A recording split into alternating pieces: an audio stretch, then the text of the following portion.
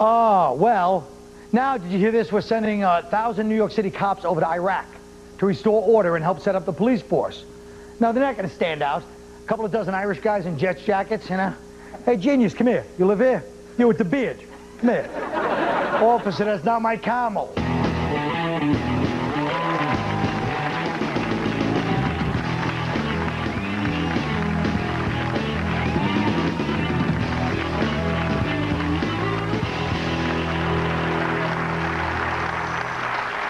Hi, boys, dig in. Ooh, look at that little. That's the spirit. Drink up, right? Have a little fun once in a while, for crying out loud. The only one that ever eats on this show. What, is this a weird way to open? Now listen. How about this New York Baghdad cop thing? What do you think? Well, a test pattern show. I'm gonna tell you. A blatant. No. I think the New York police going over there, that way they'll finally find the weapons of mass destruction after they plant them. See? Spoken. Because I don't trust cops. Yes, you got it. Yes, I understand. You know, but there are no black people in Iraq, so how are the cops going to know who to shoot at? Oh. Thanks, applause break. Thanks, applause break. Yes. Well, he had to be liberal today because he was dressed like Jeff Tweedy from Wilco. But you got to say it's a really brilliant move when they're cutting cops here to then send more over there. You know, because we're not going to hell in a handbasket as it is. Let's just, and while we're out of transit cops, get those guys over. Send all the cops. Send firemen too, for God's sake. Well, get them all out of here. As a matter of fact, why don't we go? Oh, Jesus, anger. It's true, though. You're going to have a bunch of jaded, Baghdad cops in 10 years, like New York cops. I'm just in it for my 20. Get out of here. 20 and I'm out. Send the cops that we don't need. We don't need certain cops. So it's not like, oh, well, okay. Who are these cops? Crossing guards. We don't need no damn crossing guards for cops. Women cops, get rid of them. Oh my, we don't need women cops. With their flat asses and that bad hairdo. Nina maids? Let them go to the WNBA where that kind is accepted. But they can't. I mean, it does seem crazy because there's going to be so many cultural differences. How are the cops going to know? I mean, one of the biggest things cops have to do is clear up domestic disturbances. And over there, it's like you can beat your wife for anything over there. You could hit her for showing too much eyebrow, and you don't even have to be drunk or shirtless. So that's right. But don't you think this is going to piss off the people there already? Because they're already pissed off. Don't you think this is going to add more to it that we're sending our cops over here? The cops that we don't even like. I mean, black people don't like. Well, we like them. But I'll tell you something. First of all, they're all going to be detoxed in the first week because there's no drinking over there. How do you think it feels to be a cop and they don't go drinking? That's got to hurt. No? Well, speaking on that same subject, what Lewis was bringing up, New York is broke, okay? That's the big word. Now, is this insane? How could this city with this many millionaires and billionaires be broke? It's pretty psychotic. What's going on? I'm from Philadelphia. We're doing just fine. Oh, yeah. Philadelphia, you've been broke for like 40 years. No. There's nothing in Philly. We're doing great in Philadelphia. You're not. There's nothing there. You're barely a city. You're like a diorama. This is a city. We've been nice to you for a long time because you have decent sports teams, but your city is awful and nobody wants to live there. I'm not even angry. I'm from Philadelphia. Wait a minute, but we have money though. It's amazing. I mean, there has to be some systematic. If New York City could go broke, any place could go broke. How do you know they're broke? How do you know they're broke? What do you think, the mayor's lying? Yes, he just comes on and says, we're broke. I never seen the books. It's the stock market. And you never will either. If I have anything to say about it. It's the stock market. You know, it's the whole trickle-down thing. I mean, this whole city's fueled by the stock market. Right. And when these guys, it's all reverse trickle-down economics. If you have these bond traders and stockbrokers not making their $1 million bonuses, that's going to affect the cocaine dealers and the high-end escorts. And, then the escorts, they don't get their nails done as much. That affects the Korean community. It spreads all over the city. That's very good. God damn it, that's good. But once again, though, you got this thing of like, the schmuck mayor we got is instead of going he's dealing with smoking in bars. That becomes his obsession. He deals with that. Meanwhile, they're looking at the numbers. The numbers don't add up. We don't have anything. We don't have anything because they blew up 2 buildings, and and the federal government's going to cut. Oh, did I lose my? I'll get that for you. I lost my voice. Keep talking. Keep talking. It's fine. Here you go. 350 Getting billion. all hot and bothered. Calm down. It's irritating. The federal government's going to cut $350 billion in taxes. That's what, George wants to do. So, to take some of that money and send it here. Look, we took the hit. Hello? We took the hit. So say, we're going to cut cash. We're going to, he's going, well, we're going to stimulate the economy. What? You gotta have an economy to stimulate, jackass. Do we have a doctor for Lewis? Yeah, you have a heart attack. I feel better now. Yeah, but don't. Jesus, Lewis, you're going at it, man. But the other thing is, look, now speaking of this off-duty cop thing and the smoking thing, that guy got killed, the bouncer, from smoking, and now they're going to start hiring off-duty cops as bouncers at clubs. That's what do you think about that? I think it's, first of all, every cop I know spends all his off-duty time in a bar anyway. So they might as well be. They do it in other cities, right? But that just for guys smoking and all. No, you don't Well, need not just that. smoking, I know what it is. But we can't police every damn thing. We can't do that. Let's be honest. You know exactly what it probably is. A bunch of SUVs blasting rap music at 3 o'clock in the white neighbors when we're trying to sleep. See, that's baloney. There you go. That's baloney. It was the Asian guy who was the culprit right there. No, that's true. That had nothing to do with And black it's just people. general. Guy, too. Say it again. No. Stabbed the black And he guy. stabbed the him. black Yeah. guy. What do you think about that? No, don't think- try to get over it now. Let's deal with I'm that not trying to racist get over statement it. that you just made. I'm trying to go over to that man bites dog incident. Here's the point.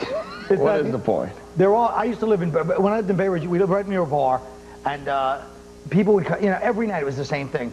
Drinking, fighting, cursing, screaming, urinating, and vandalism. Finally, they told me, you can't come in anymore. And I'll tell you something. Hey, Bob Hope, that was great. Well, guess what? The crowd seemed to enjoy it, fellas. And they're younger than any one of us, you sons of bitches. Take Sorry, my wife, folks, I guess please. you haven't been around comedy lately. Apparently it's uncool if you put a punchline at the end of a joke. Listen, we'll be right back. I know that's what Daddy said when he went out for the paper 10 years ago, but we're not lying to you.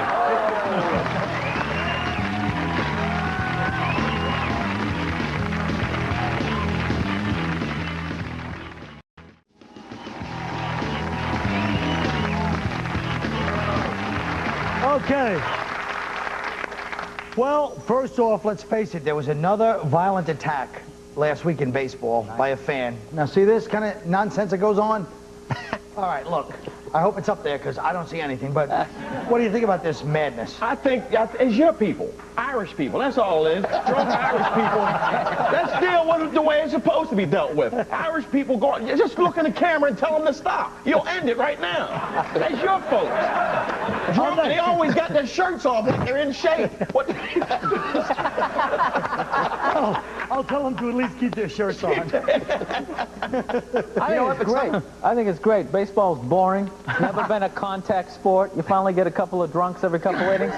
Tackle an umpire. I thought it was hilarious. But they never can fight. At least give me a good fight. That's the best part of it. He couldn't even run. You saw him. He was going sideways. The reality is some of these umps do suck. Yes. Maybe this will just keep them on their toes a little bit, I just say, better these guys there than in a comedy club. I deal with them, these guys, they don't even know where they are. And to get them out there where they can run around and have some, Yeah, but none of them know how to fight. They It's not a can't danger. fight. It's the damn, you're Irish people. I'm going to stay on them, man. They cannot fight. Stop it. Why does he get to be racist? Because I can. They all fight like this. This is Irish guy. You can only be racist if you make a point that we can't deny. Look, Irish people can fight. Billy Kahn. It was a few years That ago. was 1930. But how drunk But he was good. How drunk do you have to be it's like, what, 2 weeks into the season or 3 weeks, and you're already psychotic? Your team's record is 7-5. Well, what difference does it make? He's got money on it. But it's because a lot of these people, I hate to be on a sophisticated level of psychology that I am, but Wow. a lot of these people, they watch the ref blow a call and they get mad because they're drunk and all the blown calls they've made in their lives. You know, the fact that they could have invested in Pfizer, and when Viagra came out, the fact the relationship they made. Carl, it was the first inning. There wasn't nothing even going on. What was it? And he attacked a big Dominican Marine. Dominicano. It was a Dominican ref. Yeah. Both incidents were at the same ballpark, though, right? Yeah. So I don't like how they're making it like it's the whole league. It isn't. It's just people on the south side of Chicago. But don't you think that that's a good point? It is. They won't bring that up. Yeah. A lot So of these that's people, what Irish people. It's part of our culture now where everybody wants to be, you know, nobody's happy just sitting back and watching anymore. You got to be involved. It's all that reality show. You know, these are people, they're too stupid for a game show. They're too chicken for Fear Factor. They're too ugly to get on Survivor. So they just run out and make fools of themselves on television. But wait a minute. Survivor has some good-looking people, by the way. But that's what I'm saying. You're right. I'm really an idiot. But listen to this. Don't you think when you look at like any other place, their fans go out and like, you go to England, the soccer fans like kicking to death while they're singing the best hits of Ministry and stuff. You know, any other place, people are psychotic. Our fans are pretty well behaved. Just once in a while, it's a drunken person of Celtic extraction. Well, in Philadelphia. A Celtic American. Now, let's talk about this. Now, look at this. NBC. This girl's 13. This is a show on NBC on a regular network, okay? Take a look at this. 13. Good Lord. Oh, my goodness. Now, personal feelings aside. Did you put that in slow motion? personal perversions aside, don't you think? I know that's a racy number from Chicago, but is this? Don't you think we've lowered the age of consent on TV to like 14 now? Yeah. It seems like child porn is normal. Yeah. Yeah, that's like Baywatch for pedophiles. You know, I mean, I hate Say it louder, Billy. We don't have a great mic system. Baywatch for pedophiles, you know? It's your first time on, you got to really hit home. Now look. you know when you have a rep like dumb Lewis. The mic's right here. Lewis does not need this. He's already got his big rep over around the corner. Now, let me tell you something else. Go ahead. I'm sorry. Well, I mean, you hate to sound like some Baptist preacher from the '50s complaining about Elvis the pelvis, but it really going. It really is getting too far. I mean, the dance moves that are popular now are basically, you know, stripper moves, and these girls are like. I mean, it used to be if you wanted to see a 9-year-old girl dancing like a stripper, you had to go to Bangkok. Now, you know, now it's all. I mean, really, you watch those girls dance, and they're pulling every stripper move except for grabbing a single out of a drunk guy's mouth with their clenched butt cheeks. They're doing everything else. Well, what happened genetically in our lifetime? Because when I was 13, there wasn't anything like that around. These girls were in front of like a Kenner baking set, baking stuff all day and eating it by themselves. You know, it's like bowling balls, you know? That's unbelievable. Where were they when I was, you know, seriously? But we were... Well, I'm glad you hit the most important part of that on the head. Where were they when you were 13? Well, they're here now, huh, fellas? But the point is, that's a perfect example of. We all find that funny, but 30 years ago, like 8 guys would have came up after the show. I didn't appreciate that, mister. Yeah. And give it a big right hand. All people have was a right hand in those days. All right, look, we'll be right back with the only show where the guests don't care if they hate it or liked, as long as they can humiliate others and me and themselves.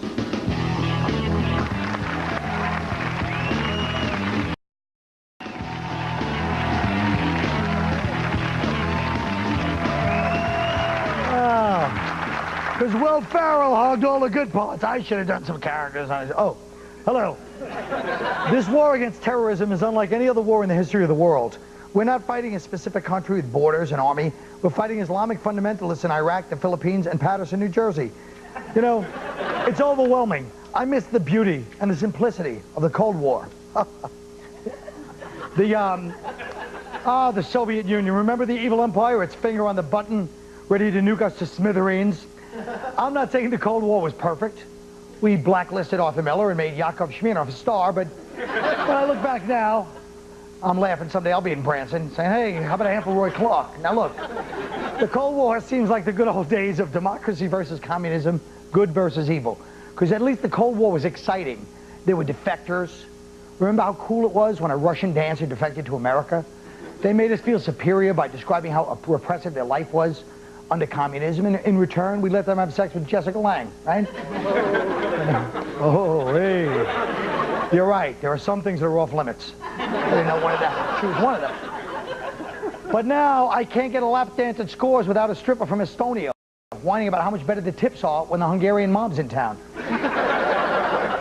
And I hate to get nostalgic about something as god-awful as terrorism, but in my day there was no Al-Qaeda with its bands of hairy fundamentalist virgins living like freaks in sleeper cells waiting to be activated by a cave-dwelling, green-skinned diabetic.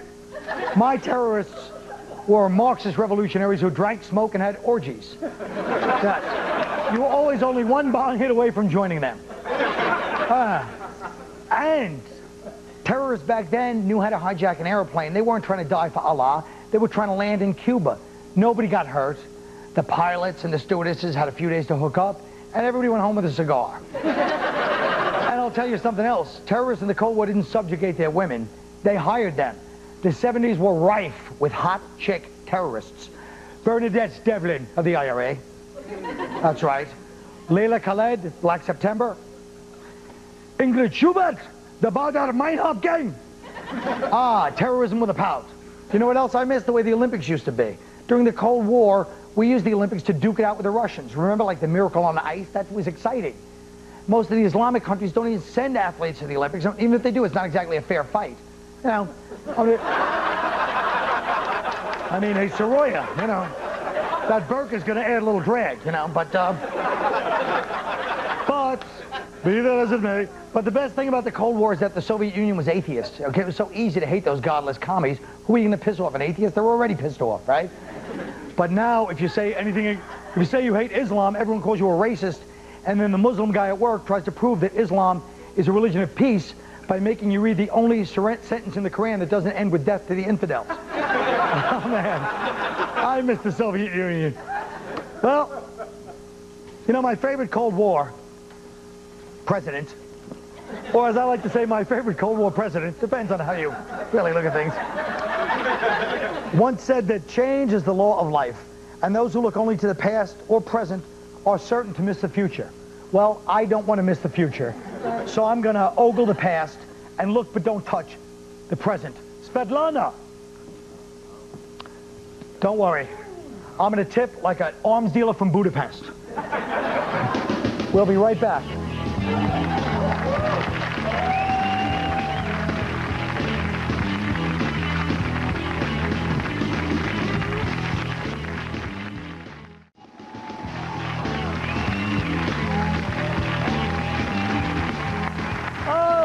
Well, folks, so Keith, you like that actress in the last scene? Is that what you're trying to... She was wonderful. She was a wonderful performer? Yes. Brilliant. New York City is broke, folks. Service is being cut. The subway is going up to $2. Times are tough, and they're getting worse. So I'm asking our resident economic experts, what product or service would you tax to raise cash for New York City? Louis Black. Well, I think we should tax crap. I mean, anything that's crappy. Anytime anybody buys something like a Britney Spears CD, the Titanic DVD, any performance by a ventriloquist, a hypnotist, or a mime, the movie The Core, or that idiotic Bringing Down the House, the musical version of Urban Cowboy and Cracker Barrel, to name just a few. If you want crap, you should have to pay twice as much for it. And if you're stupid enough to want crap, you're stupid enough to pay for it. And who'll be the judge of what's crap? I will, because I got a lot of time on my hands. All right. I'm warning you sons of bitches about applause. I don't care. Billy Burr. All right, this is what I think. I think we should tax, you could raise a lot of money if you start taxing people who dance on rollerblades. No, these people are the biggest jackasses in the city. They ruin Central Park for like 3 months out of the year. They listen to the worst music ever. They're always like skating backwards with like the ass is sticking out with like this excited like, ooh, what's the music gonna make me do next? Look, I think and on top of all that, they actually think they're cool. All right, so I think to be that irritating and not know it, you should have to pay a $50 unaware of being a douchebag tax. All right. No, I try not to encourage applause between each segment, because then when I watch TV, everything's applause, applause. Nobody ever gets the content. Excuse me, fellas, for looking out for our craft, you bastards. Greg. Thanks, Greg. Thank you. That deserves.